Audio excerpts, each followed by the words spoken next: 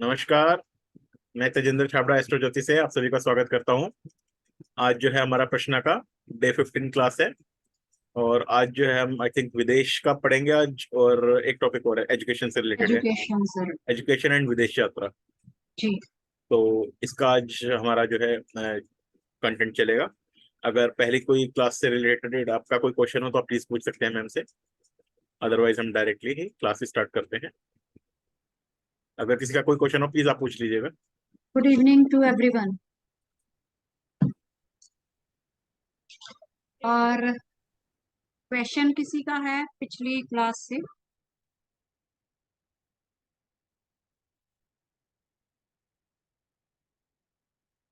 चलिए हम फिर गीत आपकी जो पेंडिंग कुंडली थी उसको थोड़ा सा डिस्कस करते हैं।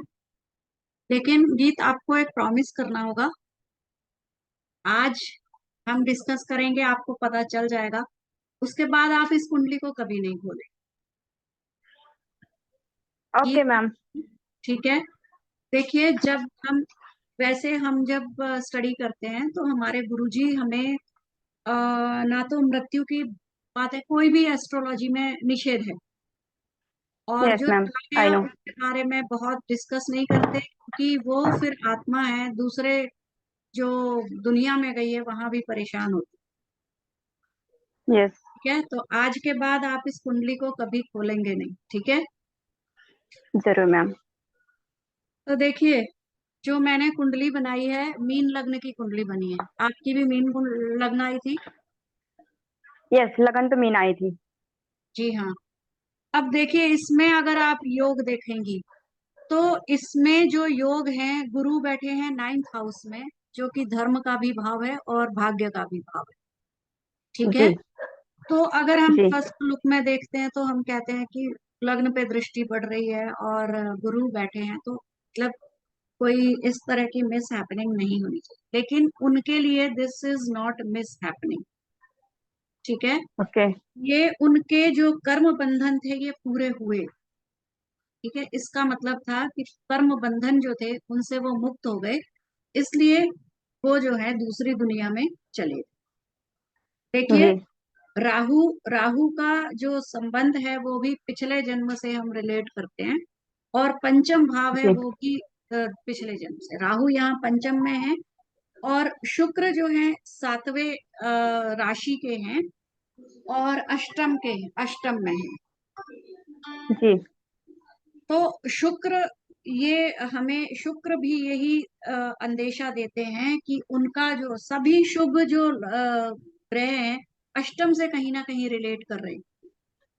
ठीक है। और ये हमें बता रहे हैं कि वो शुक्र जो 8वें में बैठे हैं, ये बता रहे हैं कि वो पितृलोक को चले गए। जी। और चंद्रमा जो है वो लग्न में है और लग्नेश अ, जो है वो बृहस्पति है। बृहस्पति लग्नेश होते हुए जो है वो नवम भाव में बैठ गए। और जो बेसिक जी। मृत्यु का कारण अगर हम देखें तो उसमें आप देखिए, दूसरा और 7वां भाव होता है मारक भाव।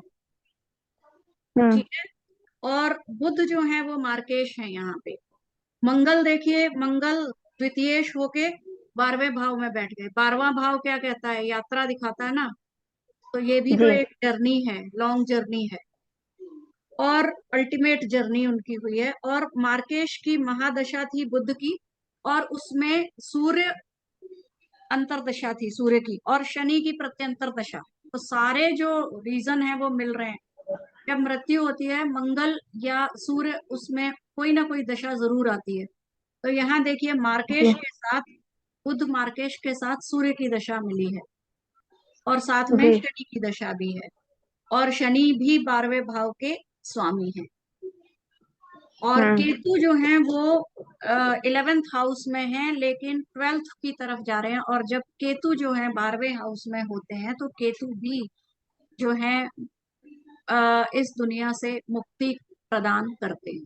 केतु का है ना, काम ही है मोक्ष प्रदान करना या मुक्ति प्रदान करना। तो 12वें हाउस में बैठ गए तो वो मुक्ति प्रदान करते हैं।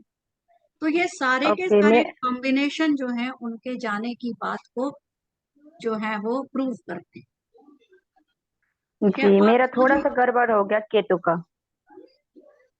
और देखिए, जब शुक्र 8वें भाव में राशि होती है 1, 4, 7 या 10, तो घर से दूर मृत्यु होती है। उनकी मृत्यु घर से दूर ही हुई थी, जी बिल्कुल, घर से दूर। घर से दूर हुई थी ना। और जी जब 8वें भाव में बृहस्पति, शुक्र, चंद्र, सूर्य होते हैं, तो जो मृत्यु है वो कष्टकारी नहीं होती। क्या उनकी मृत्यु कष्टकारी थी? नो मैम, बिल्कुल ओके। डॉक्टर ने बोला था इतना कि बिल्कुल ओके, कोई दिक्कत नहीं, बस इनको ना पानी की कमी लग रही है, पानी चढ़ा दे, बस इतना ही बोला था। एंड देन जैसे चढ़ा दिया, दीदी को बोला कि डॉक्टर ने आप मेडिसिन लेके आइए, तो मैंने मेडिसिन लिख के दे रहा हूँ, बाकी सब कुछ सही है, हार्ट बीट सही है, उन्होंने यही बोला था डॉक्टर ने। बस वही उसकी है कि दिया थे। 8वें में जी शुक्र हैं तो उनकी मृत्यु भी कष्टकारी नहीं। जी तो इसलिए अब आप उनके लिए बहुत ज्यादा शोक मत करिए। इस यहाँ के जो जीवन है, वहां से उनके कर्म बंधन पूरे हो चुके थे, इसलिए जी उनका जाना जो है वो निश्चित था।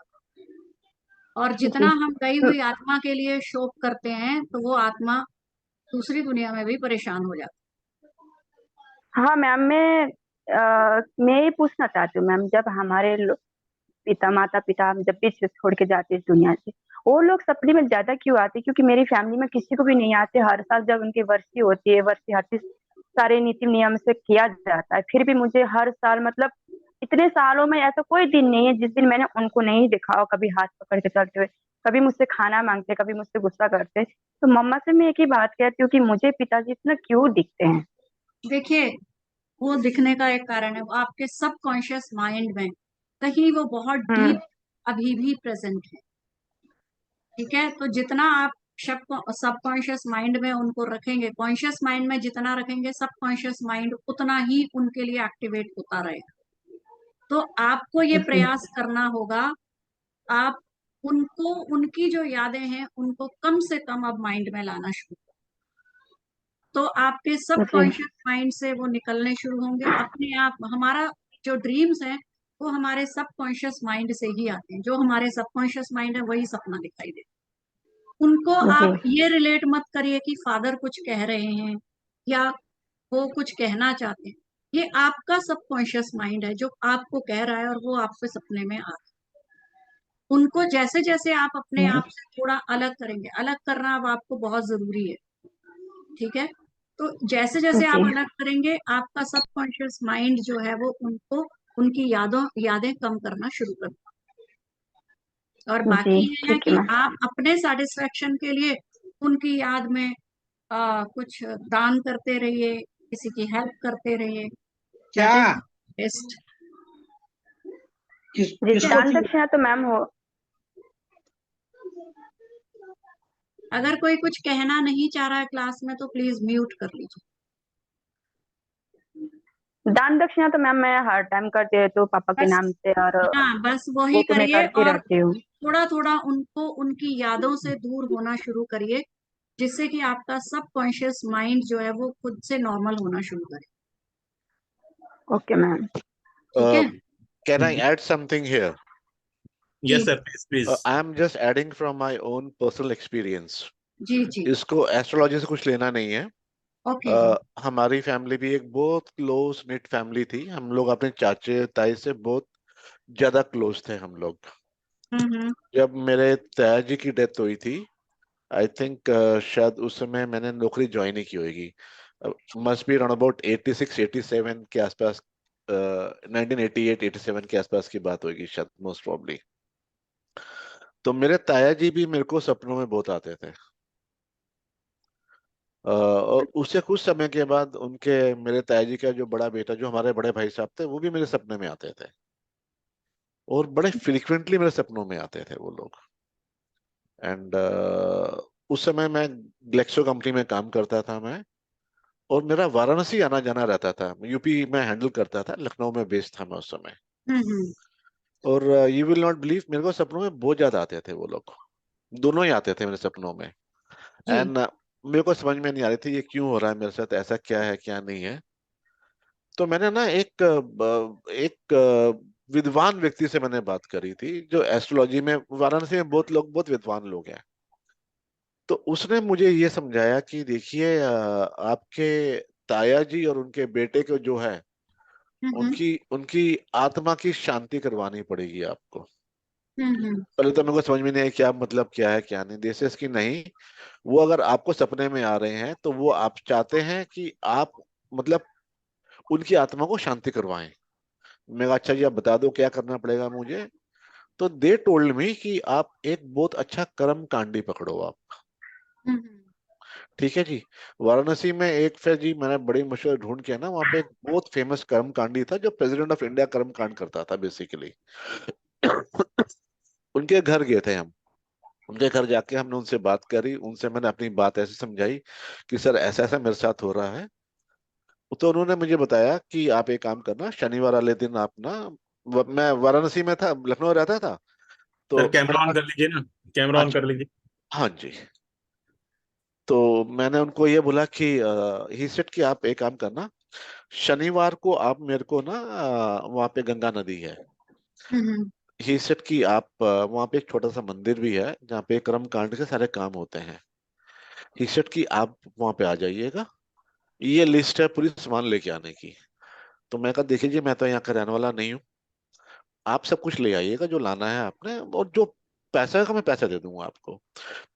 तो उन्होंने श्रद्धा पूर्ण जी बहुत अच्छे से उन्होंने एक पूजा कराई हमारी वहां बैठ के। फिर मेरे ताया जी और उनके बेटे के नाम पे जो भी दान दक्षिणा जो भी करना था, जो भी होते हैं, पिंड दान वगैरह कुछ था मेरे ख्याल, मोस्ट प्रॉब्ली वो करवाया उन्होंने। और आप नहीं मानेंगे, उस दिन के बाद से वो कभी मेरे सपने में नहीं आए, कभी भी मेरे सपने में नहीं आए। तो जी मैंने हाँ, फिर कर्म कांड से तो होता ही है। कर्म हाँ, तो कांड फिर अगर मैंने हम मैंने ना की उनसे गति पूछा, होगा। मैंने उन कर्मकांडी जी से पूछा, जो बहुत ही विद्वान थे और बहुत बुजुर्ग व्यक्ति थे वो। उन्होंने बोला कि देखो बेटा, तुमने जो ये करवाया है ना, तुमने बहुत अच्छा करवाया है, तुम्हारे लिए बहुत अच्छा। मैंने कहा, क्यों जी, मेरे लिए क्यों अच्छा है? बोलता क्योंकि उनकी आत्मा को शांति नहीं मिली थी, उनकी आत्मा भटक रही थी, और वो आपके पास आके आपको बार बार ये बोल रही थी कि हमारी शांति करवाओ, और हम्म। आपने उनकी शांति करवाई, तो इसका आपको जो भी बेनिफिट मिलेगा आपको मिलेगा। तो मेरा इंटेंट बेनिफिट का नहीं था, मेरा इंटेंट बस ये था बेसिकली कि अगर उनकी आत्मा को शांति नहीं मिलनी चाहिए, शांति मिलनी चाहिए। तो जी। छोटी सी पूजा थी, बहुत छोटी सी पूजा थी, कोई बहुत बड़ा खर्चा भी नहीं हुआ था, बहुत कम खर्चे में सब कुछ हो गया था।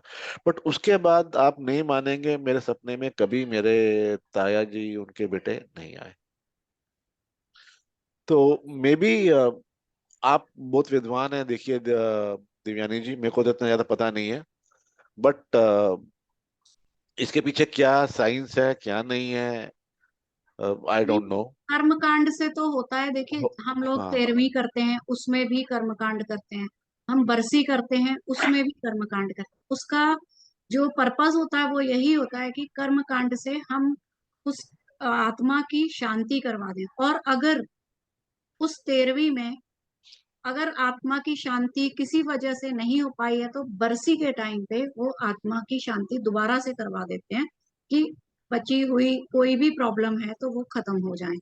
और इसीलिए यहाँ पे नॉर्थ में पिहोवा जाते हैं और पे हाँ, हाँ, पेवा। पे पेवा। जाते हैं, यस। और हम्म। इधर इस साइड इलाहाबाद साइड फिर वाराणसी में करते वाराणसी हैं, में, या हाँ। इलाहाबाद में भी करते हैं, प्रयाग में करते हैं, हाँ, प्रयाग में करते हैं, तो बिल्कुल या ठीक कह रहे गया में करते हैं फाइनल। हैं। गया में भी तो करते हैं, और हाँ जी। ये हमारे सनातन की परंपरा है, और सनातन में जो भी काम किए जाते हैं वो बेसलेस नहीं होते, कहीं ना नहीं कहीं नहीं, उनका बिल्कुल रीजन बिल्कुल होता है। बिल्कुल। तो ये बहुत बड़ा है। तो आप गीत किसी कोई मैं भी कर्मकांडी ही करवाता है, क्योंकि मैं भी ये गीत को हाँ, यही, साइंस अलग हाँ होते हैं। मैं भी गीत को यही कहने लगा था सर, आपने जैसे स्टार्ट किया, मैं यही कहने लगा था कि इनको पिंडदान करवाना चाहिए। मतलब ये तो नहीं, इनके हाँ, ब्रदर है ना शायद, इनके पूछ पूछ इनके के मतलब, हाँ, हाँ नहीं नहीं, इनके किसी भी, ब्रदर है ना हाँ अभी। और अभी श्राद्ध भी शुरू होने वाले हैं नेक्स्ट मंथ से। हाँ, तो यस। हम्म श्राद्धों में आप या तो वाराणसी जाके, या उज्जैन हरिद्वार, जाके, जय। या ये, हरिद्वार जाके पिंडदान उनका करवा दें, और क्रिया करवा दें पूरी एक बार फिर से, तो काफी बेटर रहेगा। और सेकंड चीज मैं आपको एक और ऐड ऑन करना चाहूंगा। अगर आपके फादर ने आपको कुछ पर्सनली कुछ चीज दे रखी है, कुछ उनके कपड़े आपके पास पड़े हैं, कुछ उनकी कुछ हाँ, चीज अगर घर में रखी है, वो सब चीजें घर से निकाल परवाह दीजिए, परवाह कर दीजिए। परवाह कर दीजिए, किसी को दान कर दीजिए। बिल्कुल घर जी। में नहीं, बिल्कुल घर में उनकी कोई भी चीज नहीं रखनी है आपने।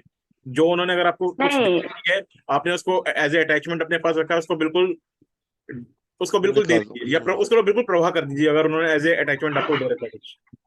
गीता आप कहाँ ऐसा रहते तो हैं? अभी कुछ नहीं है सर, अभी मैं मुंबई में हूँ, आप बॉम्बे 2021 में? में मुंबई में हूँ।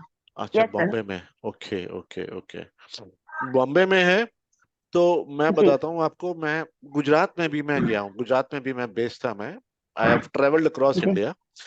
गुजरात में एक जगह है प्राची, सोमनाथ के पास में अच्छा। जगह है प्राची करके, हाँ गुजरात के हाँ अंदर है। सुना है मैंने। वहां पे भी ये पिंडदान किया जाता है। कौरवों का पिंडदान जो था वो प्राची में ही किया गया था, वो भी बहुत फेमस जगह है।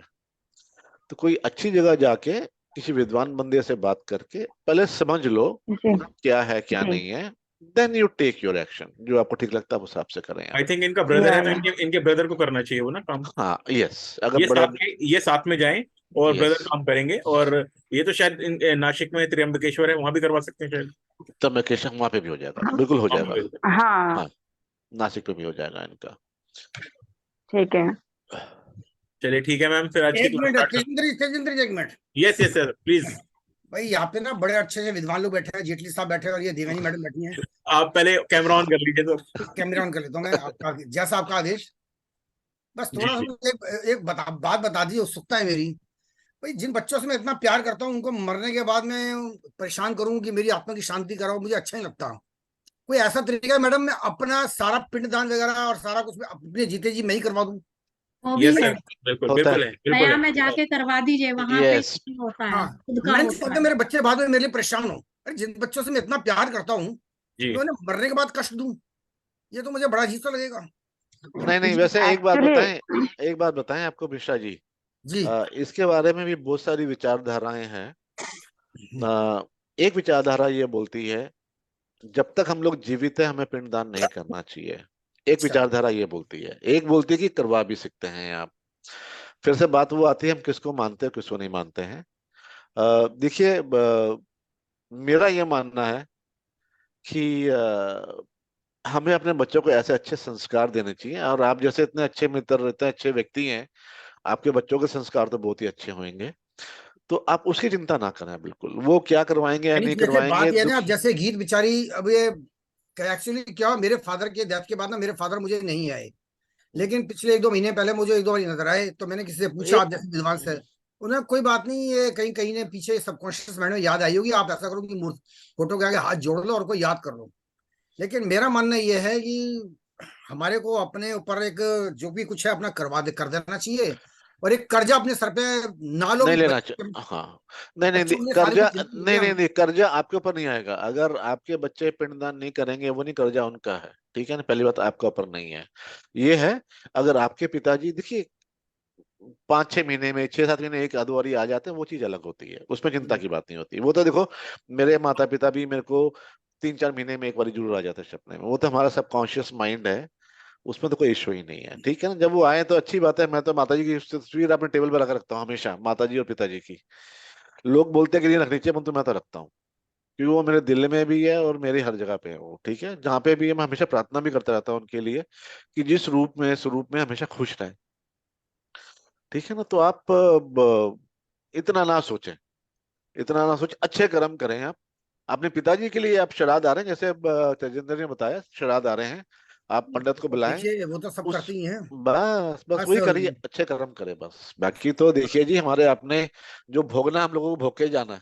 यस। जी जी, नहीं भोगना तो बस देखिए अच्छा है, जो हाँ, हम बुरे कर्मों के अपने पिछले जन्मों का इसी जन्म में भोग लें तो कम से कम आगे का तो वो एक बैलेंस दौर बना ठीक हो रहे। जाए, बिल्कुल बिल्कुल बिल्कुल ठीक है, वो एब्सोल्युटली अच्छा राइट, रहता है। एक बात मैं और ऐड ऑन करना चाहूंगा गीत जी के जी लिए। जी जी, वेरी गुड। जी गीत के लिए ऐड ऑन करना चाहूंगा कि हर अमावस्या पे ना एक हाँ। पितरों के नाम की थाली आप घर से जरूर निकालिए, खाना हाँ, बनाइए। जी मैं निकालती हूँ पितरों, निकालती हूँ हाँ निकालती ऊपर हूँ। जरूर पंडित जी की दक्षिणा साथ में रख के, और काले गुलाब जामुन साथ में रख के, ये सब आप उनको एक थाली बनाकर दीजिए हर हर हर नहीं अमावस्या। ये तो मैं करती हूँ। ठीक है ठीक है। दैट इसके इज अलावा गुड। आप एक बार पिंडदान करवा दीजिए, अपने ब्रदर को ले जाइए, वो आप जी करवा दीजिए एक बार। ठीक है, चलो ओके सर मैं करूँगी। चलो, ठीक वेरी है। वेरी वेरी अच्छा, good fruitful discussion. Thank you yes sir, बिल्कुल मैडम, आपने बिल्कुल। बड़ी अच्छी जानकारी दी कि गीत के फादर जो है एक अच्छी यात्रा पे गए हैं और अपने पितर लोग गए हैं। जी बहुत अच्छा लगा। Thank you madam. Thank you ma'am, मेरे लिए इतना किया आपने। नहीं मैं नहीं बहुत बेटा, इमोशनल बहुत थी। मुझे लग रहा था आप इमोशनल हैं पहले, बट ऐसा होता है। देखिए, माता पिता सभी के जाते हैं और सबके लाइफ में ही जाते हैं, वो कभी सबके किसी के साथ नहीं रहते। आपको स्ट्रांग बनना होगा, आपकी मदर हैं, आपको उन्हें संभालना होगा। तो आपके जो फादर चाहते थे वो करते रहिए और या बी स्ट्रांग। एक्चुअली मैम क्या है ना, मैं पापा से सच में 7-8 साल से मिल नहीं पाई। कुछ पापा की जॉब के कारण मैं हमेशा भैया के साथ रहती थी। तो जब मैं 8-9 साल की थी पापा के साथ थी, उसके बाद मैं पापा के साथ रह नहीं पाई। तो मेरे पापा घूमने गए थे, मैं मिलना चाहती थी बट टाइम का इशू नहीं मिल पाई और अचानक डेथ की बात सुनी। तब से लेकर आज तक मैं खुद को नहीं संभाल पाई मैम। अब आपको संभालना होगा, क्योंकि आपको अपनी मदर को भी संभालना है। तो आप खुद संभलिए, स्ट्रांग बनिए, और आप बहुत स्ट्रांग हैं।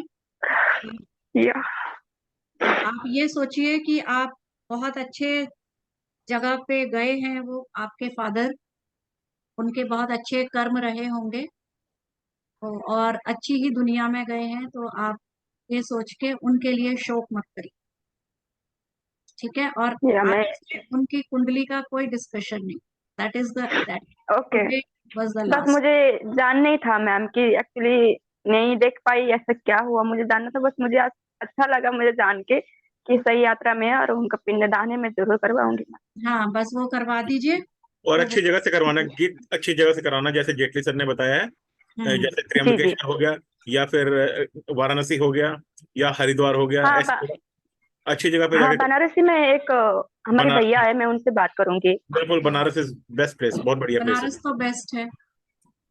जी। आप करवाइए, अच्छे से करवाइए, सब ठीक हो जाएगा, चिंता मत कीजिए। ओके। बी स्ट्रांग, टेक या केयर। चलो, thank thank you so much. You are most welcome Geet, take care. जी आज मैम। की फिर क्लास स्टार्ट करें। जी मैम, स्टार्ट कीजिए। आप फर्स्ट स्लाइड अगर हाँ, जी।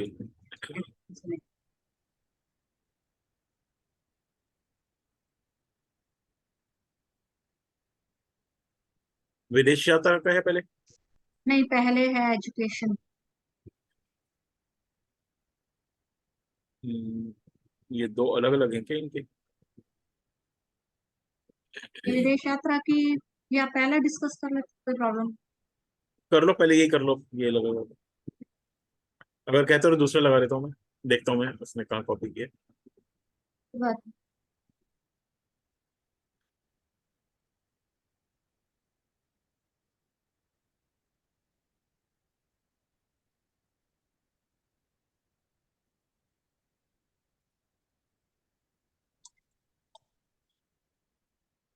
ये होगा मैम। जी। देखिए, शिक्षा के लिए हम कुंडली में जन्म कुंडली और प्रश्न कुंडली दोनों में दूसरे, चौथे और पांचवें घर से शिक्षा के बारे में हम देखते हैं। प्रश्न कुंडली में जनरली हम दूसरे घर को और चौथे घर को बहुत ज्यादा जो है वो महत्व नहीं देते, क्योंकि दूसरा घर होता है प्रारंभिक शिक्षा का, जो कि स्कूलिंग से पहले घर में होती है। तो घर में जो शिक्षा होती है, बच्चा इतना छोटा होता है कि उसके बारे में कोई प्रश्न जो है करना नहीं चाहता। तो लेकिन हमें पता होना चाहिए कि सबसे पहला घर जो होता है वो दूसरा होता है, दूसरा भाव होता है, जो माँ से जो शिक्षा या कुटुंब से शिक्षा मिलती है, क्योंकि दूसरा भाव है कुटुंब का। फिर चौथा भाव है माँ का। स्टार्टिंग की जो शिक्षा है वो चौथे भाव से देखते हैं, और पांचवें भाव से देखते हैं स्कूलिंग की शिक्षा। जो स्कूल की शिक्षा है उसको हम पांचवें घर से देखते हैं। और अगर इन घरों में ग्रहों की अच्छी स्थिति है तो वो हमें उच्च शिक्षा में मदद करो। उच्च शिक्षा देखते हैं हम 9th हाउस से, उसके बाद हम आजकल जो है वो 11th हाउस भी देखते हैं। तो 9th हाउस अगर बेस किसी का अच्छा होगा तभी उच्च शिक्षा भी होगी। तो उसके लिए हम 5th हाउस को मेन देखते हैं शिक्षा के लिए। शिक्षा के लिए नवांश कुंडली का प्रयोग अवश्य करना चाहिए। नवांश कुंडली में भी हमें देखना चाहिए कि लग्न कैसी है, पंचम घर कैसा है।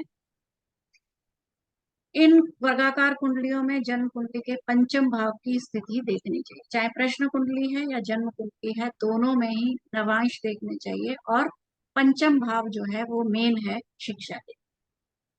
दूसरी कर दीजिए।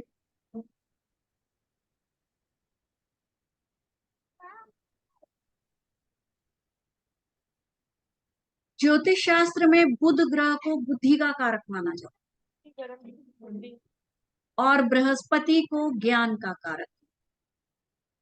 तो बुध और बृहस्पति ये दो जो ग्रह हैं, इनको जो है वो इनका बहुत महत्व होता है शिक्षा से रिलेटेड कोई भी प्रश्न सॉल्व करने का।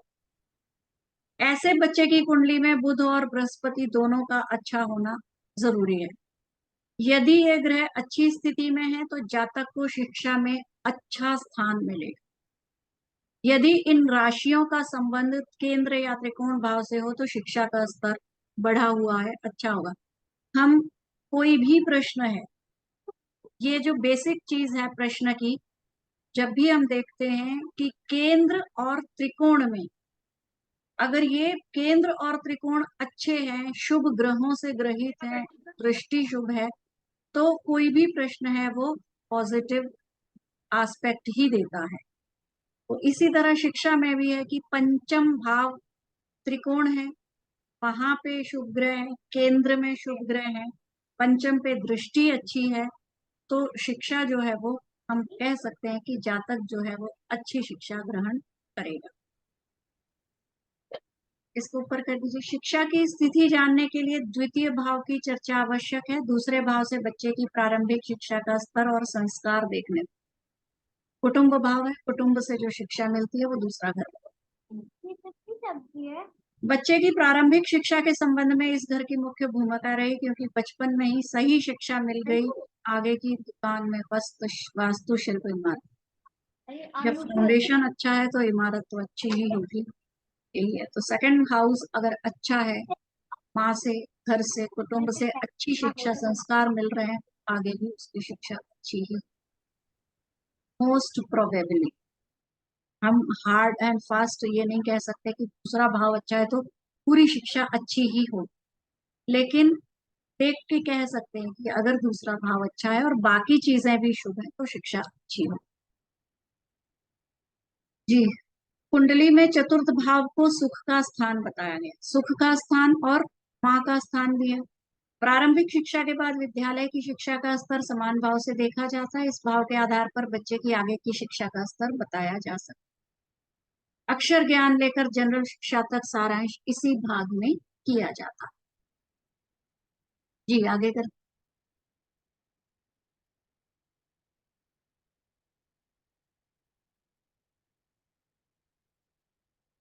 पंचम भाव शिक्षा का सबसे महत्वपूर्ण भाव माना जाता है। इस भाव का कारक ग्रह भी, जो बेसिक हमने सबसे पहले कारक पढ़े थे, तो पंचम का कारक जो है वो बृहस्पति है। अतः इस भाव से प्राप्त शिक्षा में सहायक होता है। इस भाव की शिक्षा नौकरी या व्यवसाय के लिए उपयोगी मानी जाती है, क्योंकि स्कूलिंग में ही जो बच्चा जो है वो सब्जेक्ट चूज कर लेता है जो आगे जाके उसको रोजगार करना है या किस फील्ड में जाना है वो डिसाइड कर लेता है। आगे कर दीजिए। वर्ग कुंडली में शिक्षा से संबंधित भावों के स्वामी और नक्षत्र की स्थिति का अध्ययन करना भी बहुत जरूरी है। नक्षत्रों के जो भी स्वामी हैं वो भी आगे हमको यही रिलेट करेंगे कि उस बच्चे की जो शिक्षा है वो आगे कैसी हो।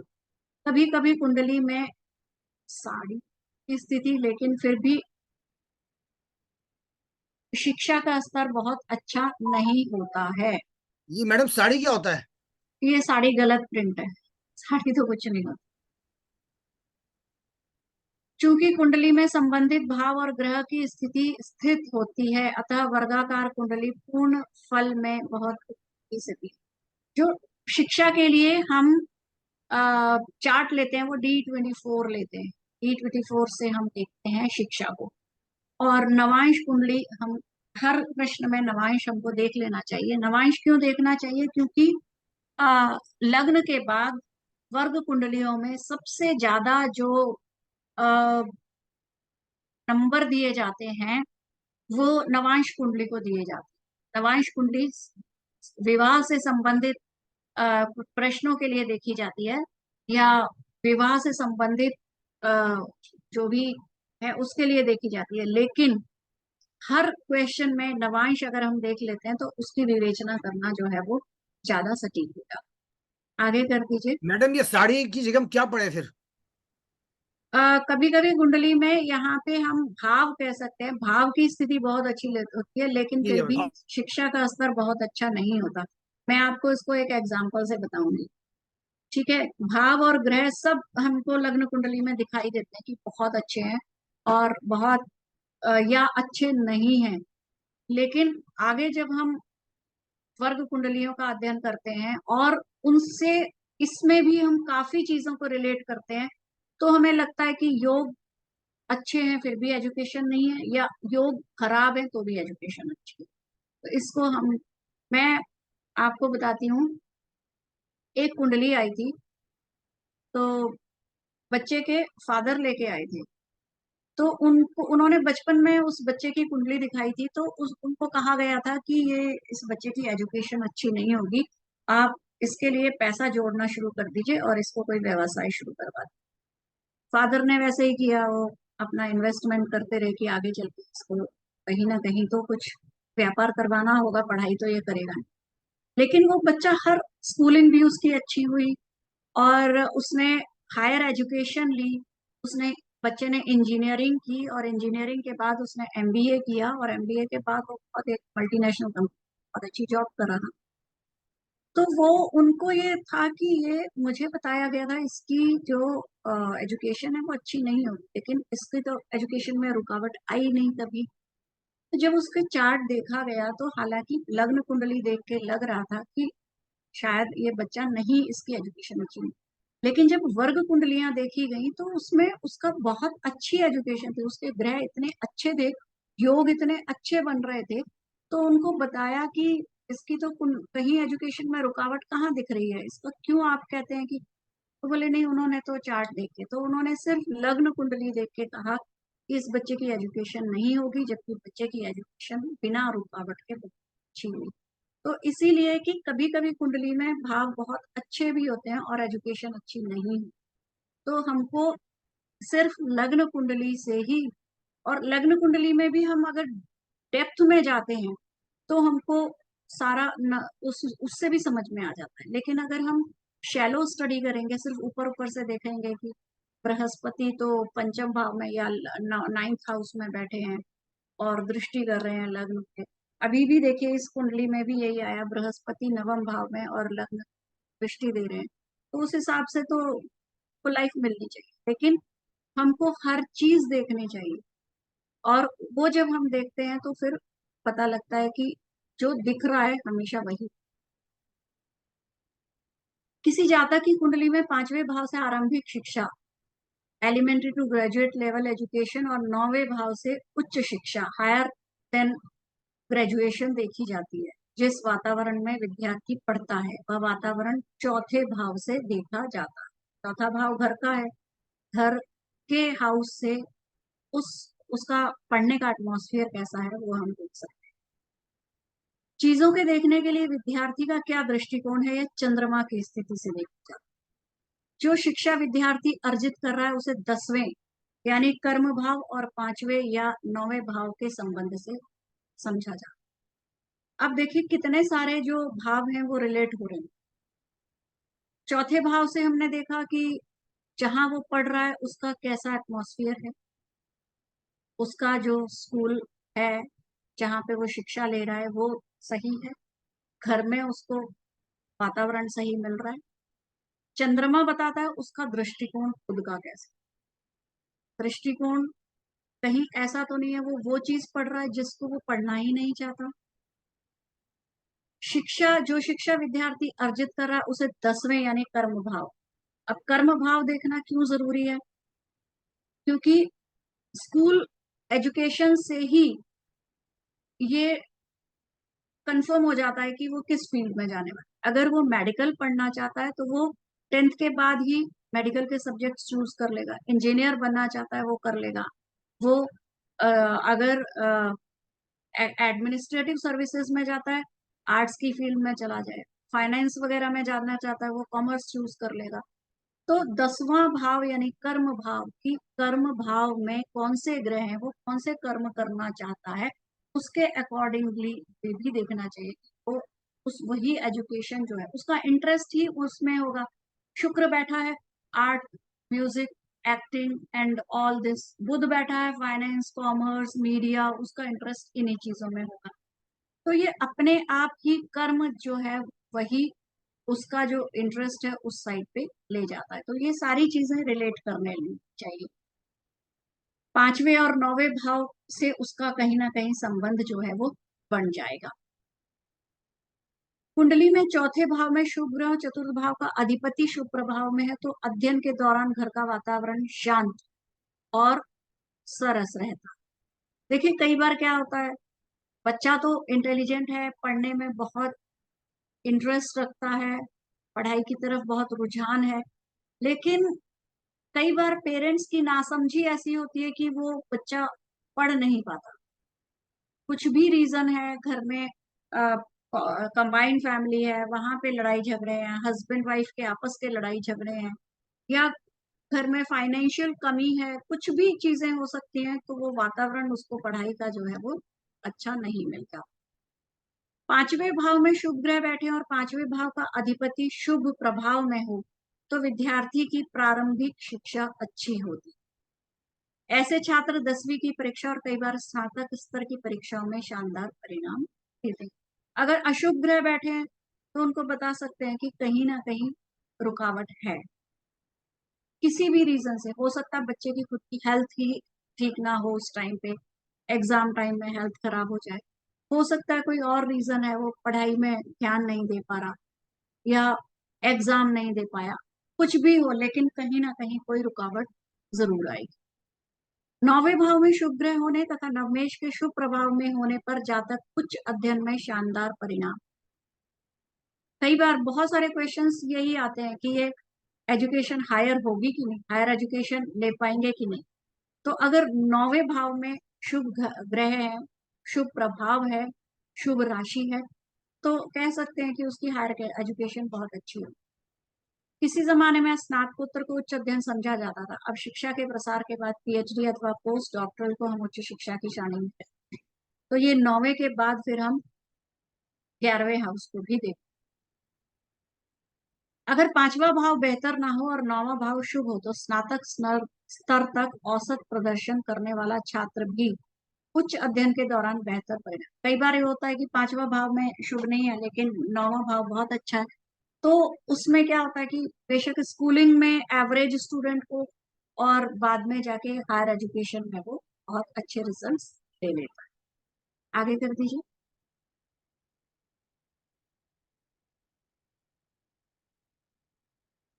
अगर 5वां भाव बेहतर ना हो और 9वां भाव शुभ हो तो स्नातक स्तर तक औसत प्रदर्शन करने वाला छात्र भी उच्च अध्ययन के दौरान बेहतर। चंद्रमा मन का कारक ग्रह है। अगर मानसिकता मजबूत हो तो जातक हर तरह के बेहतर परिणाम दे सकते। अब देखिए यहाँ भी आ गया एक और योग। सारे भाव अच्छे हैं, ग्रह भी अच्छे हैं, शुभ परिणाम दे रहे हैं, लेकिन मन कमजोर है। तो बहुत इंटेलिजेंट होते हुए भी मन की कंसंट्रेशन नहीं कर पाएगा। कई बार आपने देखा है कि अगर चंद्रमा कमजोर है और उसका अष्टम से भी रिलेट नहीं कर रहा है, तो हर केस में नहीं होता, रेयर केसेस में बहुत इंटेलिजेंट होते हैं बच्चे और वो सुसाइडल अटेम्प्ट करते हैं, क्योंकि मन बहुत कमजोर हो गया है।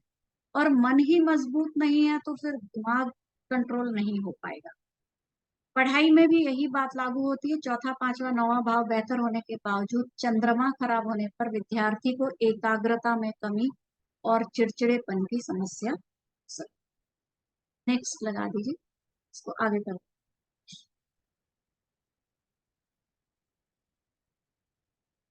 एक छोटा सा उपचार भी है कि इम्तिहान के दिनों में विद्यार्थियों को नियमित रूप से चांदी की कटोरी में मक्खन मथ कर खिलाया जाए, तो वह अधिक एकाग्रता से पढ़ाई कर सकता है। अब चांदी की कटोरी ही क्यों? आप बता सकते हैं कोई चांदी की ही कटोरी क्यों? क्योंकि मैडम चांदी चांदी जो है वो चंद्रमा का कारक है। एग्जैक्टली चांदी जो है चंद्रमा का कारक है, और चांदी की कटोरी अगर से हम अगर विद्यार्थी को खिलाते हैं, मक्खन भी कहीं ना कहीं चंद्रमा से ही रिलेट होता है, तो उसमें अगर हम मक्खन खिलाते हैं तो, और जो कर्ड है, दही या दही के प्रोडक्ट हैं, कहीं ना कहीं दिमाग को शांति देते। जब हमारे यहाँ तो वैसे भी ये रिचुअल है कि जब कोई भी एग्जाम हो या शुभ काम करने जाते हैं तो दही और मिश्री मिला के खिलाई जाती थी, अब आजकल दही चीनी खिलाई जाती है। तो इसीलिए कि ये दोनों चीजें जो हैं दिमाग को कूल रखती हैं। मैडम तो एक बात ये बताइए, ये जो मक्खन है, वो जो अमूल का मक्खन है वो चल जाएगा? उसमें एक्चुअली थोड़ा नमक मिला होता है वैसे।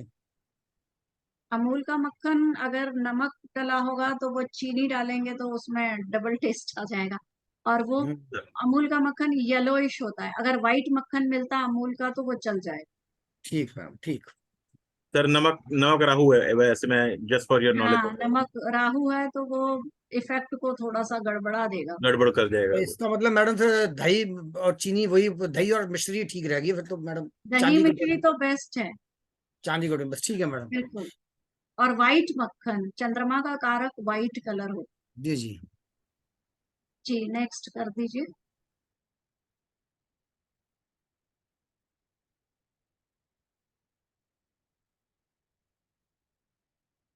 भाव का विशेष महत्व है क्योंकि यहाँ पे पंचम भाव का है। पंचम भाव का विशेष महत्व है क्योंकि त्रिकोण स्थान है। विद्या मानव प्रगति की आधारशिला तथा पंचम भाव का महत्व अत्यधिक बढ़ जाता है। विद्या भाव, पंचम भाव, चतुर्थ भाव, नवम भाव उच्च शिक्षा धर्म विद्या, अष्टम भाव गूढ़ विद्या भाव। अष्टम भाव देखिए गूढ़ विद्या का भाव है, इसीलिए जब भी एस्ट्रोलॉजी से रिलेट करते हैं तो हम आठवें भाव को रिलेट करते हैं, क्योंकि एस्ट्रोलॉजी बहुत गूढ़ विज्ञान है। विद्या देने वाले ग्रह हैं सूर्य। स्वास्थ्य, अगर स्वास्थ्य ठीक होगा विद्या भी तभी ले पाएंगे। चंद्र, मन बुद्धि, मन ठीक होगा तो बुद्धि अपने आप ठीक। बुध, बुद्धि विवेक विद्या वाणी। गुरु, ज्ञान धर्म। तो ये सारे जो ग्रह हैं कुंडली में अच्छे होने चाहिए, विद्या के लिए बहुत जरूरी है। नेक्स्ट कर दीजिए। रूपातो विद्वान धर्मवाजी व सौम्यो, धर्म स्थाने दानवाचार्य युक्तो, विद्या वाग्मी शासितो, धर्म पातो राजश्री माजीव शुक्रज्ञ चंद्राः।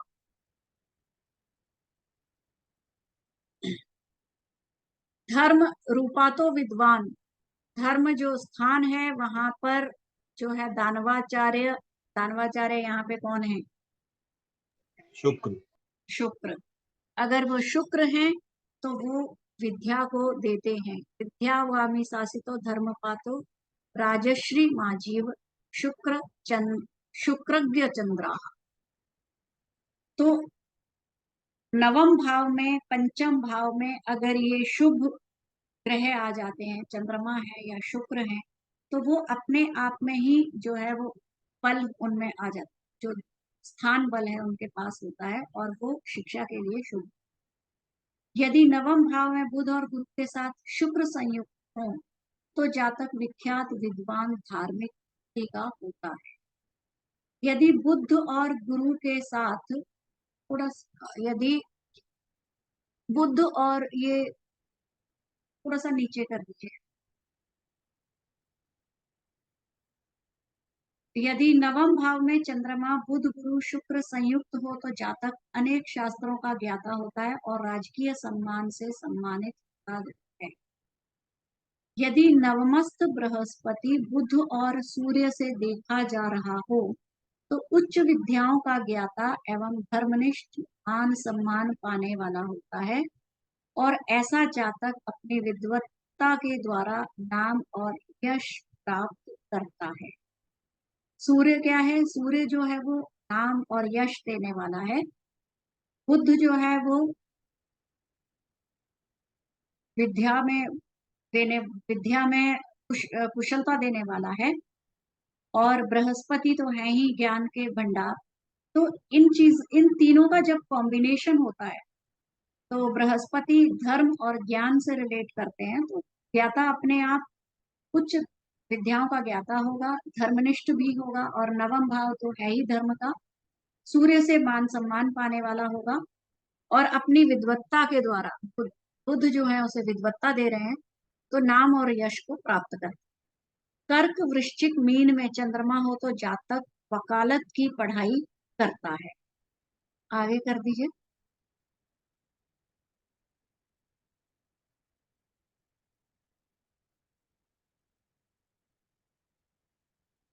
धनस्ते काश्यानम सर संरचना चार पटकाधिकारी दंडानाम कवर वसुधा पाल सदने। यदि जन्म समय में द्वितीय भाव में गुरु को धनस्थे काश्यान द्वितीय भाव, तो न्यायाधीश कास्य दंड अधिकारी की पढ़ाई करता है, दंडानाम प्रवर की पढ़ाई करता है। यदि बुध मंगल परस्पर सातवें भाव में हो तो मनुष्य इंजीनियर होता है। ये योग जो है ये याद रखिए। बुध मंगल सातवें भाव में हो तो इंजीनियर की पढ़ाई करता है। द्वितीय तृतीय भाव में बुध सूर्य चंद्र हो तो जातक गणितज्ञ। बुध जो है वो गणित के भी कारक हैं एवं सीए की सफलता पूर्वक पढ़ाई करता है और गणित के द्वारा करियर बना।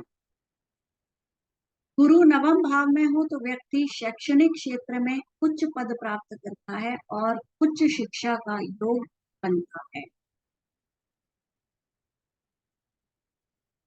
बुध का संबंध सूर्य के साथ, बुध का संबंध जब सूर्य के साथ होता है तो एक बहुत ही बढ़िया योग बनता है, आदित्य बुध योग। और चंद्र भी बुध से संबंध स्थापित कर रहा हो तो जातक लेखन विद्या की ओर अग्रसर होता है, मान सम्मान प्राप्त।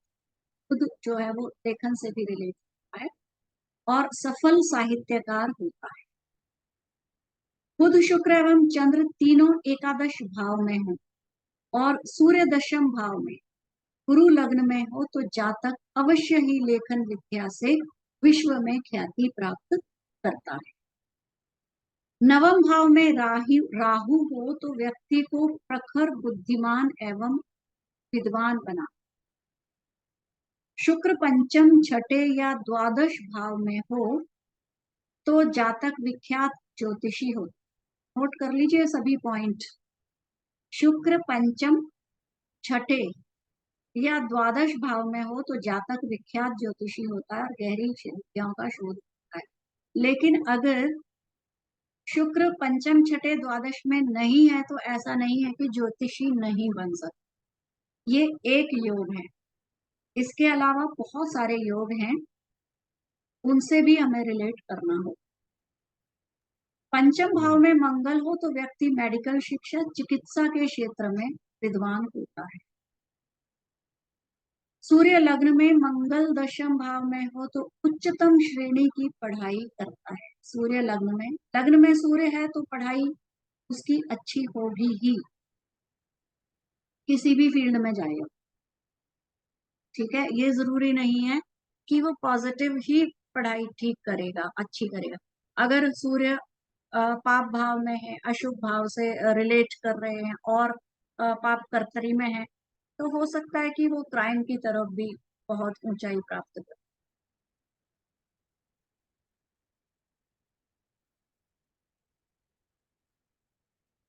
भाग्य स्थान में गुरु शुक्र का संबंध होने से संगीत का विद्वान होता है। गुरु और शुक्र, गुरु तो ज्ञान देते हैं और शुक्र क्या देते हैं? आर्ट की तरफ झुकाव देते हैं, तो संगीत का विद्वान होता है। यदि शनि केंद्र में या त्रिकोण में होकर शुभ ग्रह से दृष्ट हो या एकादश भाव में हो तो जातक वकालत की पढ़ाई करे। अगर शनि दशम में भी है तो भी बता सकते हैं कि जातक जो है वो वकालत की पढ़ाई करेगा और सफल वकील होगा। वृश्चिक मकर राशि का शनि केंद्र 1 4 7 10 या 1 2 3 9 11 भाव में हो या स्वराशि का हो या नवम भाव में गुरु चंद्र परस्पर दृष्ट हो तो वकील का। शनि केंद्र में हो 1 4 7 10 जैसे अभी मैंने कहा दशम का शनि हो तो भी वकील का है। 1 2 3 9 11 भाव में हो या स्वराशि का हो या नवम भाव में गुरु चंद्र की परस्पर दृष्ट हो तो वकील होगा। शुक्र बुध 2 5 9 11 भाव में हो तो वेदांती हो, वेदांत वेदों को पढ़ने वाला होता है और वेद शास्त्रों का ज्ञाता होता है। यदि 5 और 11 में बहुत सारे ग्रह हो तो जातक विद्वान होता है, सफल इंजीनियर होता है। लग्न में या मिथुन राशि में शुक्र हो तो जातक शास्त्रों की पढ़ाई करके शास्त्री होता है। नेक्स्ट लगा दीजिए।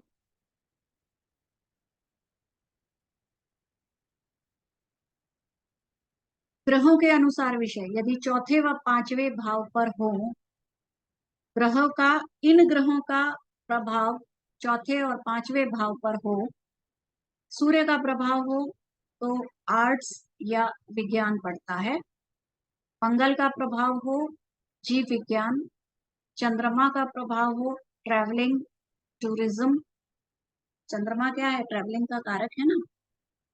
बृहस्पति का प्रभाव किसी विषय में अध्यापन की डिग्री।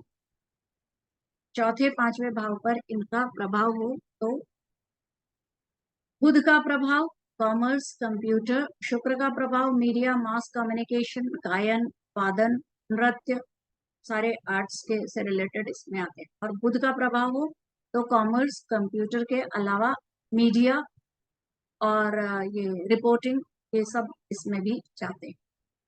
शनि का प्रभाव तकनीकी क्षेत्र गणित। इन मुख्य ग्रहों के अलावा ग्रहों की युति प्रतियुक्ति, इनकी हम ये भी देखेंगे, किसी का कंजंक्शन है उनका ज्वाइन करके भी देख सकते हैं कि अगर दो ग्रह हैं तो उन दोनों के प्रभाव से वो क्या पढ़ सकता है। शुक्र और बुध हो तो होम्योपैथी या आयुर्वेद पढ़ाएं ताकि चुना गया विषय बच्चे को आगे सफलता दिला सके। आगे और है इसमें? नहीं मैम, इतना ही है। ठीक है, अभी हम नेक्स्ट कर पाएंगे क्या आज? अभी 10 बजे हैं तो अभी कर सकते हैं, बाकी आप देख लो। अभी तो कर लेते हैं अ, विदेश यात्रा वाला कर। ठीक है। अगर केस स्टडी हम नेक्स्ट उसमें कर लें। आप केस स्टडी नेक्स्ट में कर लेंगे। जी।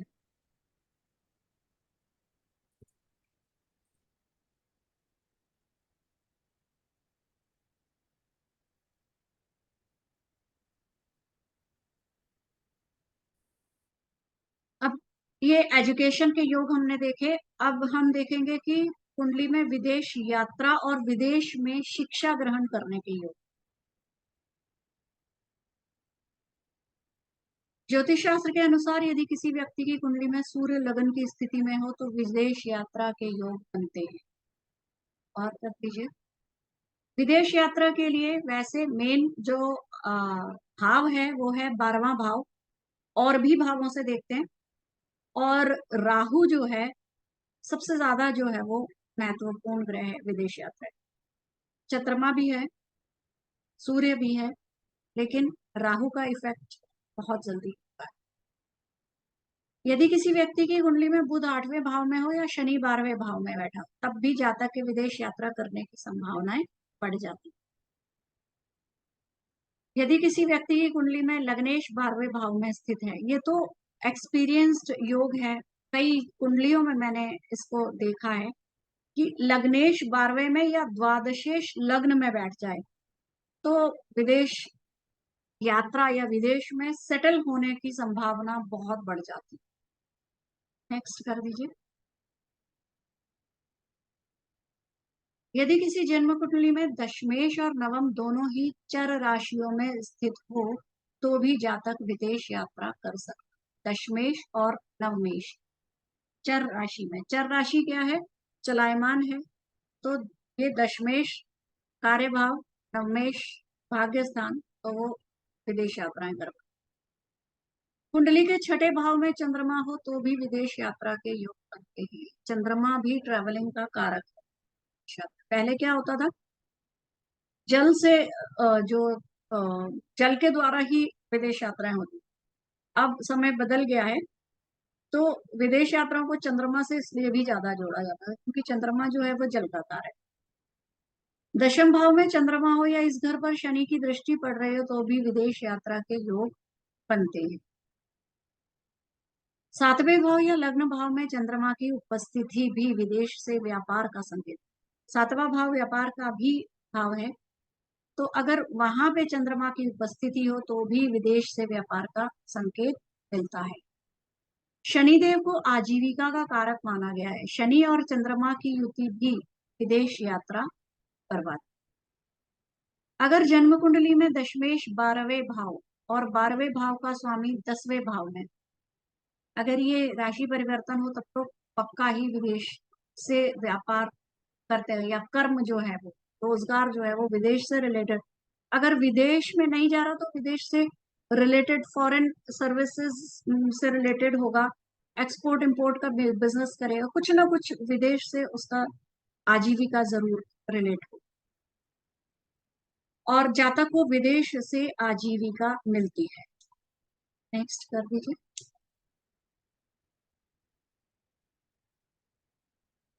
जातक विदेश से व्यापार कर, इसके अगला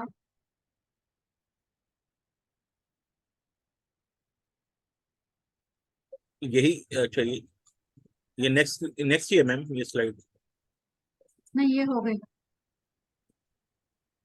सप्तम भाव, वही।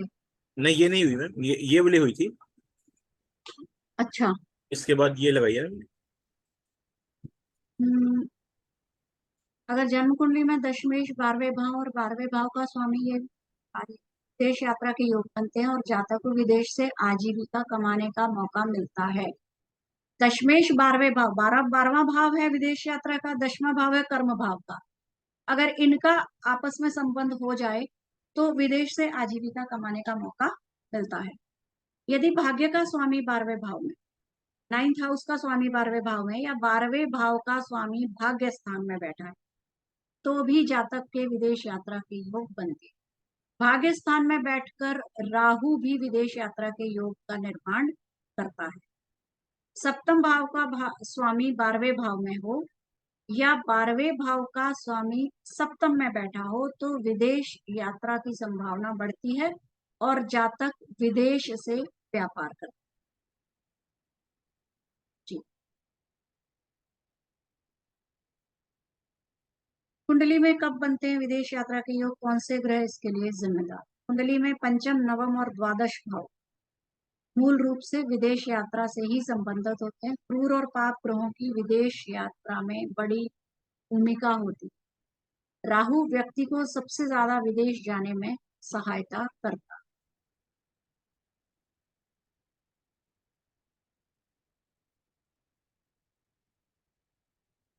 विदेश यात्रा, विदेश शिक्षा, विषय और ज्योतिष। विदेशी शिक्षा के लिए जिम्मेदार मुख्य भाव दूसरे, चौथे, पांचवें, आठवें और 12वें।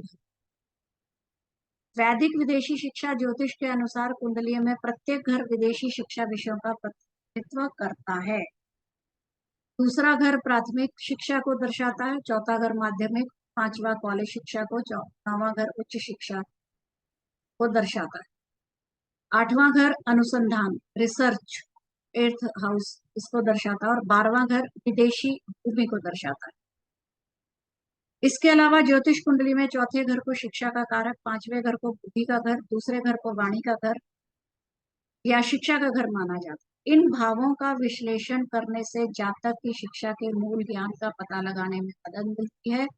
महत्वपूर्ण शैक्षणिक, अब ये देखिए यहाँ पे हम क्या विश्लेषण करेंगे, ये जो दूसरा, पांचवा, चौथा, नवा, ये सारे भाव कहीं ना कहीं 12वें भाव से रिलेट हो रहे हों, और जब ये 12वें भाव से कहीं दृष्टि से, युति से, किसी राशि संबंध से, तो और राहु का इम्पैक्ट कहीं ना कहीं इन पे पड़ रहा होगा, तो ये शिक्षा जो है वो विदेश में होने के चांसेस जो है वो बढ़ जाते हैं। सेकंड भाव में ही है, अगर राहु का इम्पैक्ट 12वें घर से राशि परिवर्तन गया तो बच्चा किसी ना किसी कारण से वो विदेश चला जाता। तो इस तरह से हम इसको रिलेट करते हैं। विदेशी निपटान ज्योतिष के अनुसार तीसरा, चौथा, सातवां ये भाव भी 12वां भाव विदेश यात्रा या निपटान का संकेत देता है। ज्योतिष चार्ट या कुंडली में तीसरा घर छोटी यात्रा दर्शाता है, चौथा जन्म स्थान या घर को दर्शाता है, सातवां घर यात्रा और विदेशी निपटान को दर्शाता है, नौवां घर लंबी यात्रा और भाग्य को दर्शाता है, 12वां घर विदेशी भूमि को दर्शाता है। तो इन जब सभी भावों का कहीं ना कहीं कोई कनेक्शन होता है तो हम उसकी विदेश में सेटलमेंट या विदेश में शिक्षा को बता सकते हैं। 5वां घर और 12वें घर का संबंध है तो उसकी शिक्षा जो है वो होगी, विदेश में होगी। और 9वें और 12वें का संबंध है तो भी हम कह सकते हैं कि विदेश में इसकी शिक्षा होगी। प्रमुख घरों के बीच संबंध शिक्षा के लिए विदेश यात्रा की संभावना को पता लगाने में भी मदद करता है। यदि 12वें घर के स्वामी का चौथे घर के स्वामी और 5वें घर के स्वामी के साथ महत्वपूर्ण संबंध, जैसे अभी हमने कहा कि 12वें घर का इनसे संबंध बन रहा है, तो कहा जा सकता है कि विदेश में अध्ययन करने की प्रबल संभावना और विदेश में काम कर रहे हैं या ज्योतिष चार्ट में स्थायी रूप से विदेश में स्थापित होने की संभावना भी दर्शाता है। 5वें, 9वें और 12वें भाव का आपस में संबंध भी ज्योतिष चार्ट से विदेश में उच्च शिक्षा के संकेत। इसके अलावा यदि 5वें, 9वें और 12वें भाव पर शासन करने वाले या स्थित ग्रहों की मुख्य अवधि या उप अवधि या दशा के स्वामी का कारक घर के साथ ज्योतिषीय संबंध, अब देखिए कब का आंसर मिलेगा, कैसे हम दशा देखेंगे। इन भावों से रिलेटेड जो ग्रह हैं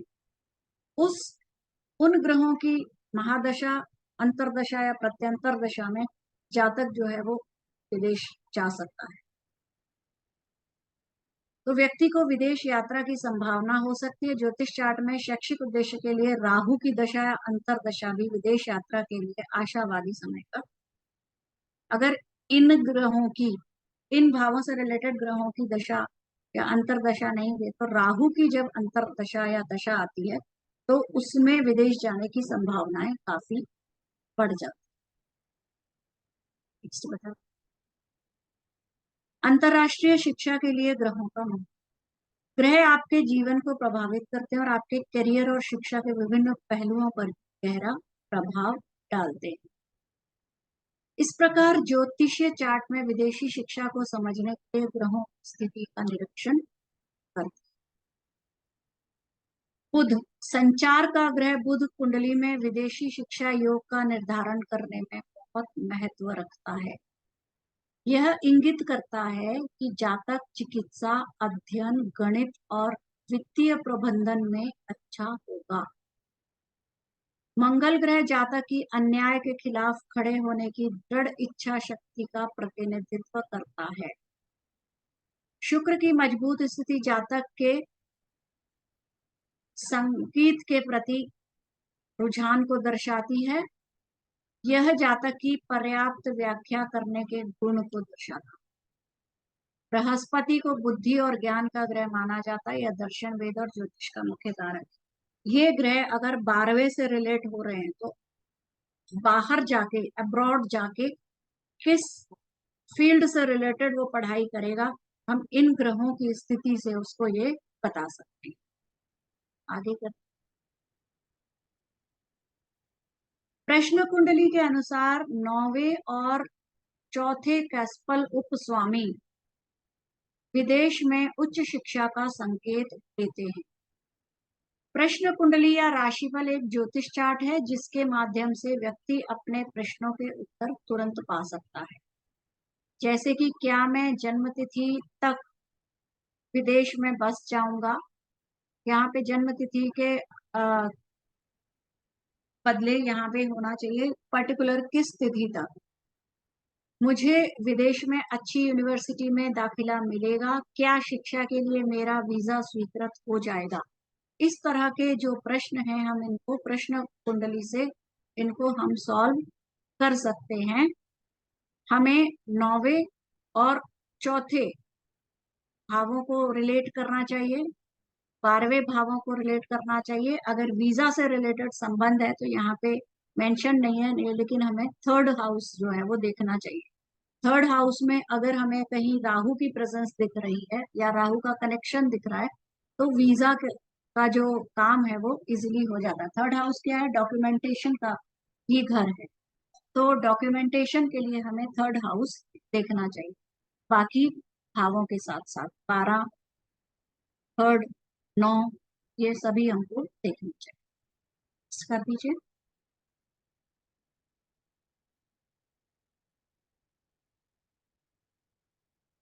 यदि राहु और केतु की धुरी जन्म लग्न और चंद्र लग्न दोनों में 12वें घर में है तो विदेश यात्रा के प्रबल चांस हैं।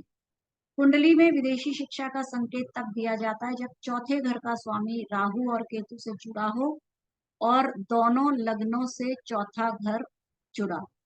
जन्म लग्न और चंद्र लग्न दोनों देखेंगे। चंद्र लग्न कहाँ से देखते हैं? चंद्रमा को लग्न मान के, चंद्रमा जिस राशि में बैठा है उसे लग्न मान के हम चंद्र हैं।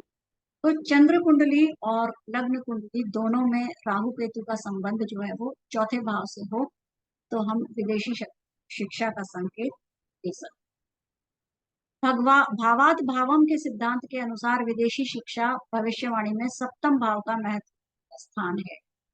भावात भावम का मतलब क्या होता है? भावात भावम का मतलब होता है जिस हमको भाव को देखना है उससे उसी भाव का तक दोबारा जाता।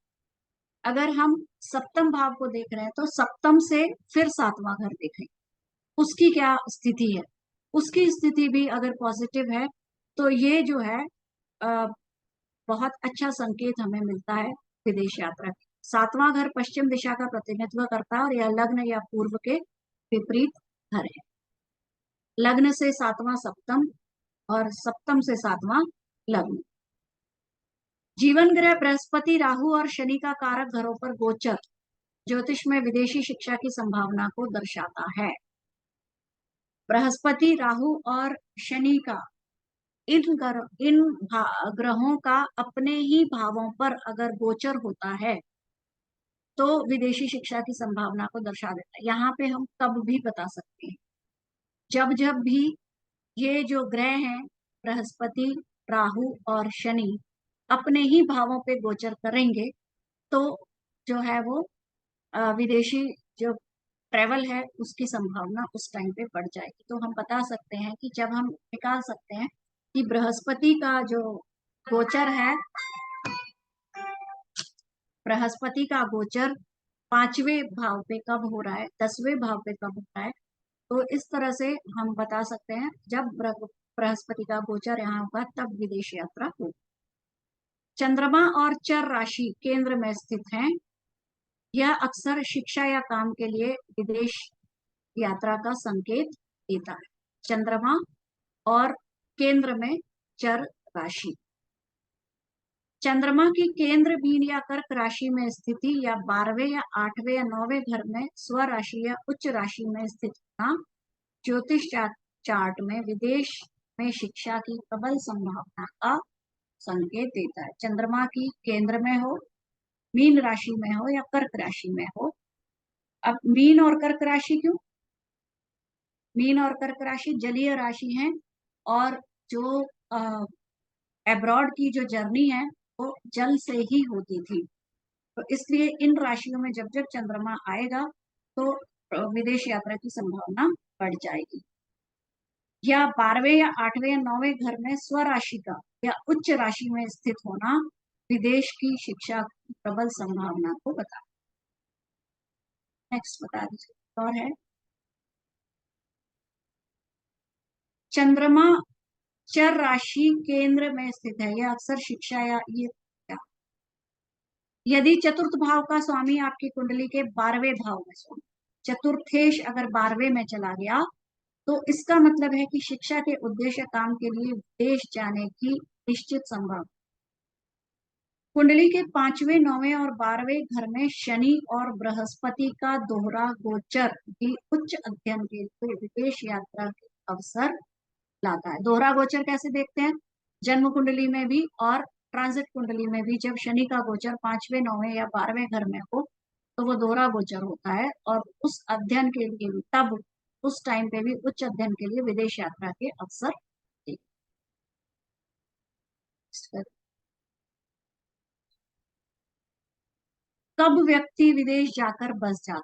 आमतौर पर शनि या राहु के मजबूत होने पर व्यक्ति घर से दूर जाकर स्थायी रूप से बस जाता है। जब कुंडली में शनि और राहु दोनों मजबूत तो व्यक्ति घर से दूर जाकर स्थायी रूप से बस जाता है। सूर्य या चंद्रमा के कमजोर होने पर, सूर्य कमजोर है और चंद्रमा भी अगर कमजोर है तो भी व्यक्ति विदेश में बस जाता है। चंद्रमा क्या है? ग्रह का भी कारक है। चंद्रमा अगर स्ट्रांग है तो वो घर से दूर नहीं जाने देता। अगर चंद्रमा कमजोर है तो व्यक्ति जो है वो स्थायी रूप से बाहर बस जाता है। वृष, कन्या, मकर, मिथुन, तुला और कुंभ राशि वालों के विदेश में बस जाने की संभावना ज्यादा होती है। विदेश यात्रा में कब आती हैं बाधाएं? जब कुंडली में चंद्रमा या शुक्र मजबूत होने लगे। जैसे कि मैंने अभी कहा कि चंद्रमा जो है वो है घर का कारक। तो जब चंद्रमा मजबूत होने लगता है तो वो घर में पकड़ के रखता है, बाहर नहीं जाने देता। पहले क्या था, बाहर जाना, पहले के जमाने में बाहर जाना जो है वो एक दंड माना जाता था। देश निकाला मतलब घर से बाहर भेज दिया। तो उसमें क्या था, चंद्रमा अगर अशुभ है तो उसको शुभ संकेत नहीं मानते थे, और जब चंद्रमा कमजोर होता था या शुक्र शुभ ग्रह कमजोर होता था तो विदेश यात्रा नहीं होती। मजबूत होने लगे तो विदेश यात्रा होती थी, सॉरी, घर में जो जातक था वो नहीं रह पाता। इसके अलावा कुंडली में शुभ ग्रहों की दशा पासपोर्ट या वीजा में 1, 5 या 9 अंक की प्रधानता भी इसके लिए जिम्मेदार हो सकती है। शुभ ग्रहों की दशा होती है तब भी विदेश यात्रा में कठिनाइयां आती। अशुभ ग्रह जो है, हमने स्टार्टिंग में ही पढ़ा था, अशुभ ग्रह जो है बहुत अच्छा काम करते हैं विदेश यात्रा भेजने के लिए, क्योंकि वही रीजन कि विदेश जाना मतलब घर से दूर जाना। साथ ही अगर व्यक्ति की जन्म तिथि 4, 13, 22 या 31 हो तो व्यक्ति खूब विदेश जाता है या कभी नहीं जा पाता। दोनों बातें होती है, या तो बहुत जाता है या जा ही नहीं पाता। जब व्यक्ति की कुंडली जल तत्व प्रधान हो तब भी विदेश जाने में बाधा आती है। कुछ जैसे हमने योग कहे थे 8वें से रिलेटेड हो जाए जल तत्व तो विदेश आता है कि वही दंड, 8वां भाव है दंड का, तो वह दंड मिल रहा है तो वो बाहर जा रहा है। और जब जल तत्व की वैसे प्रधानता है तो वो जाने में बाधा आती है। अगर आप कहें तो एक कुंडली में ले सकती हूँ विदेश की केस स्टडी। देख लीजिए, ले लीजिए, फिर अभी टाइम है तो 10 मिनट ले जल्दी लीजिए। है, हाँ, दो छोटी सी है। ठीक, मैं इसको मैं हटा देता हूँ, स्टॉप शेयर कर देता हूँ। हाँ, मैं इसको बोर्ड पे बना, बोर्ड में विजिबल नहीं है अभी। मैं अभी कर देती ठीक। हूँ।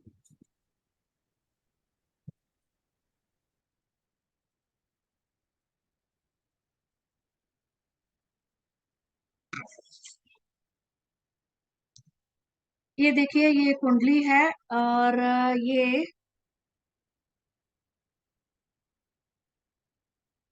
6, 7, 4 मिथुन लग्न की कुंडली है।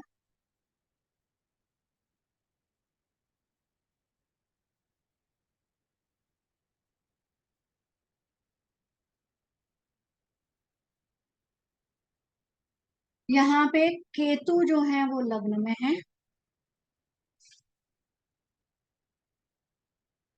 शनि, शुक्र और सूर्य ये हैं 12वें भाव में। बुध 11वें में है,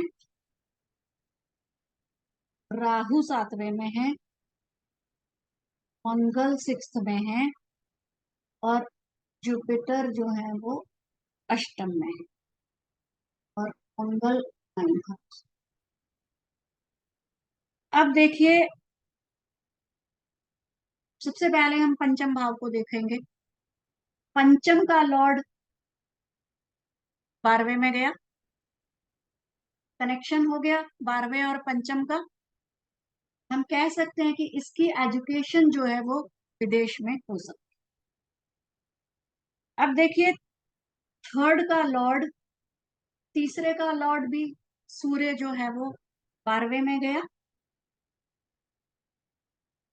यहां भी ये जो है, यहाँ हमने कहा था थर्ड हाउस जो है ये भी ट्रेवल के लिए जिम्मेदार है और डॉक्यूमेंटेशन के लिए भी जिम्मेदार है। ये भी 12वें से इसका कनेक्शन हो गया, एक और पॉजिटिव योग मिल गया हमको।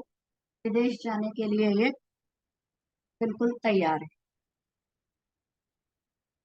9th का लॉर्ड ये भी 12वें में बैठ गया। अभी हम योग पढ़ रहे थे, 9th का लॉर्ड भी ये 12वें में, ठीक है। एक एक योग, सूर्य से दूसरा योग और ये तीसरा योग, ये 3 स्ट्रॉन्ग योग हमें मिल गए विदेश जाने के लिए। 9th जो है वो लॉन्ग जर्नीज को बताता है और ये 12वें में बैठ गए जाके। मंगल जो है वो 9th हाउस में है और मंगल की दृष्टि ये 4th पे पड़ रही है, यहाँ पे इसकी दृष्टि पड़ रही है मंगल की। ये भी मंगल जो है वो चतुर्थ घर को पीड़ित कर रहा है। चतुर्थ घर क्या घर का भाव है? जब घर का भाव पीड़ित होगा तो जातक घर से बाहर जाएगा। ये भी एक और योग मिल गया। 7th का लॉर्ड 8th में, 9th का लॉर्ड 8th में, ये भी विदेश यात्रा का, विदेश में सेटल होने का एक योग है। राहु 7th में, 7th जो व्यापार का भी भाव है वहां पे राहु बैठा है और जब राहु का कनेक्शन होता है तो जातक जो है विदेश यात्रा करता है।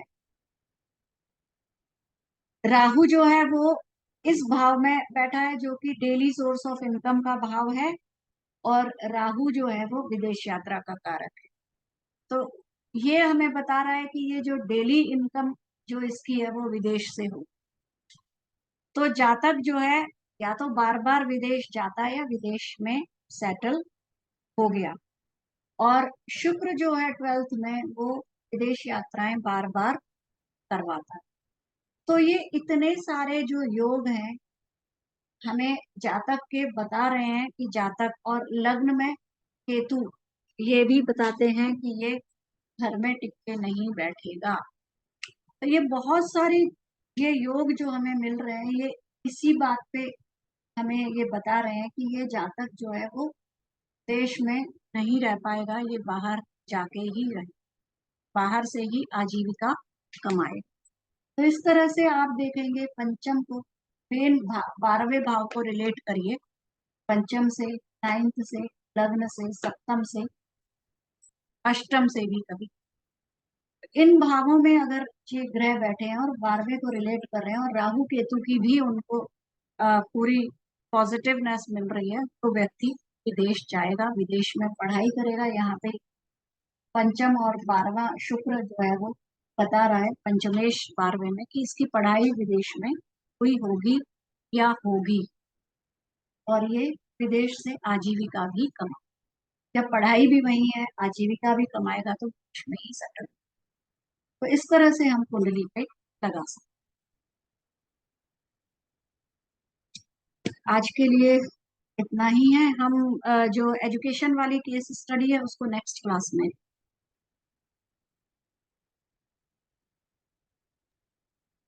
ठीक है मैम। Thank you ma'am.